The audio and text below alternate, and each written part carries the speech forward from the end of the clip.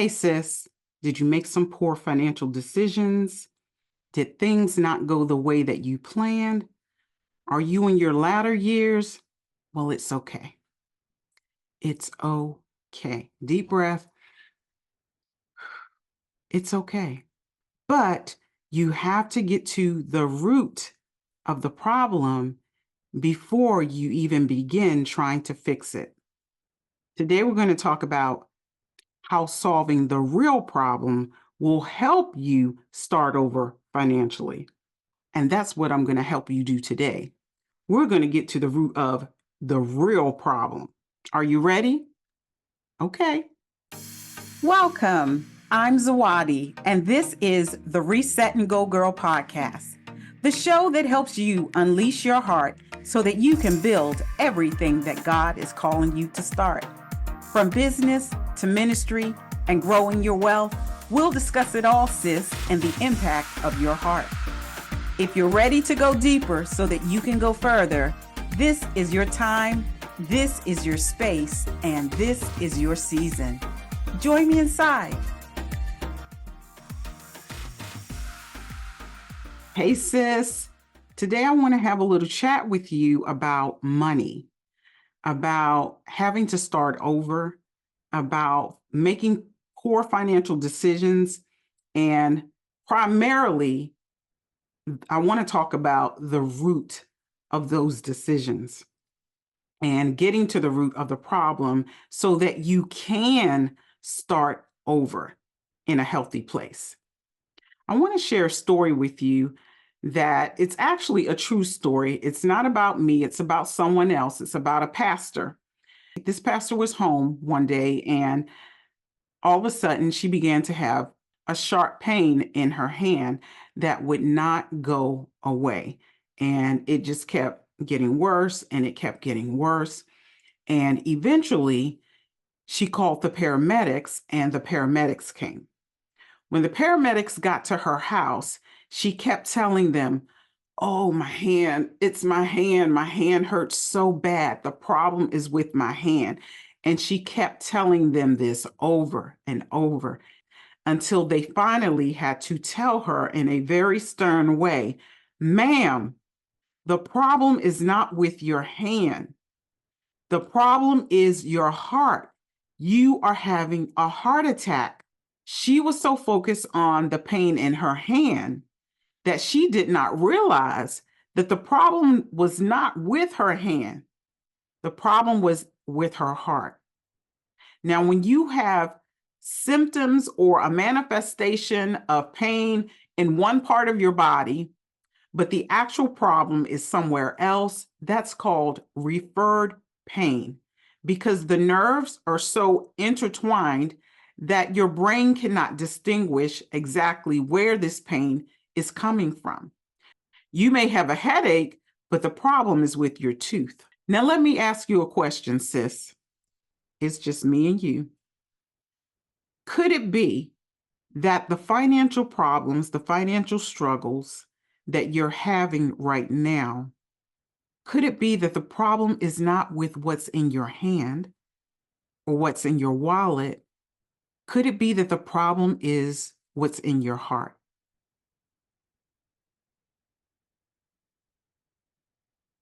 Are you living with money wounds from a decision that you made that you regret? Do you have fears about your financial future because of how old you are? Are you living with a scarcity mindset because you grew up poor? All of these things impact the way you interact with money, whether or not you can really grow your wealth. You see, a lot of times we want to start with the obvious things. Save this percent of your paycheck. Begin investing this amount of your money. When in essence, you have to start with the root, and the root is your heart. Until you resolve what's really going on in your heart, where money is concerned, you will continue to make decisions out of fear, out of greed, out of scarcity mindset, out of woundedness, and out of other unhealthy places. So let me tell you about my money story when I was growing up, and then you can tell me yours. So when I was growing up, I grew up with parents who were very much opposite of each other. My dad was a saver. He saved his money. My dad was a provider for his family, and he's still alive. God bless him. But he was a good provider and he was a saver. Now, my mother, on the other hand, what I grew up watching was my mom was a spender. And my mom's favorite pastime was shopping, even when she didn't need things. And I watched my mother go out and spend money and buy things and come back home and hide them in my bedroom closet and tell me not to tell my father. So I grew up seeing two different mindsets when it came to money. Now, we were not rich by any means. We were middle class, but my mother was very self-conscious, insecure, and she had this mentality at times of wanting what other people had. She always made sure that we looked our best and that we had, for the most part, what everybody else had. Now, we may not have gotten it when everybody else did, but we didn't want for anything. Now, what was your experience like growing up? Now, can I tell you what happened years later? Almost 20 years ago, somewhere around 2007, we ended up as a married couple purchasing a home that was above our means and driving a car that was above our means. And things got ugly. Thank God for his mercy and his grace. I'll record a separate video testimonial about that whole situation. Let's look at Proverbs 4:23.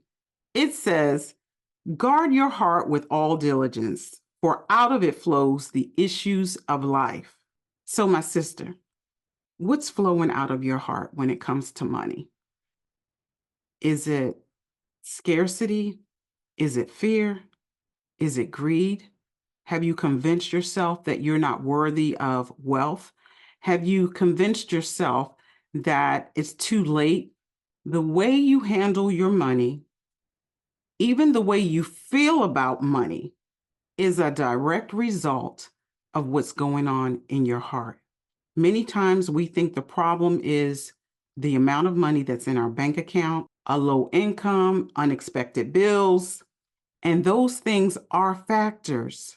Don't get me wrong, but more often than not, the real problem is rooted in something much deeper. It's rooted in these three things: what we believe about money, what we fear about money, and what we learned about money growing up. These hidden issues are what dictate how you spend, save, and give. And if they're not addressed, no amount of budgeting, no amount of hustling or saving will ever feel like it's enough, because you will continue the cycle of mishandling your money out of a place of dysfunction. Now, let me give you some examples and see if you see yourself in any of these. So maybe you grew up poor. Maybe you constantly heard your parents say, money doesn't grow on trees. Maybe you grew up not having enough to eat. Maybe you grew up not being able to get the things that your peers were able to get. And all of this created a scarcity mindset. So now, even when God does provide for you, you hold on to it so tight out of fear of not having enough that it's difficult for you to even be generous, as the Bible tells us to be. Or it can go the other way, which is what I believe the issue was with my mom when it came to shopping. Perhaps you grew up poor, not having the things that everyone else had. And so your response now is that you overspend to compensate. You overspend on your children. You overspend on yourself. You're buying things that you don't even need. Why? Because you're trying to fill a void. You buy things not because you need them physically, but because you need them emotionally to help you feel secure, to help you feel loved, to help you feel important. So, sis, let me ask you a question. And I want you to really think about this. What is it that's driving your financial decisions at this point? Is it fear? Is it greed? Is it a scarcity mindset? Is it a money wound? Here's what I want you to do.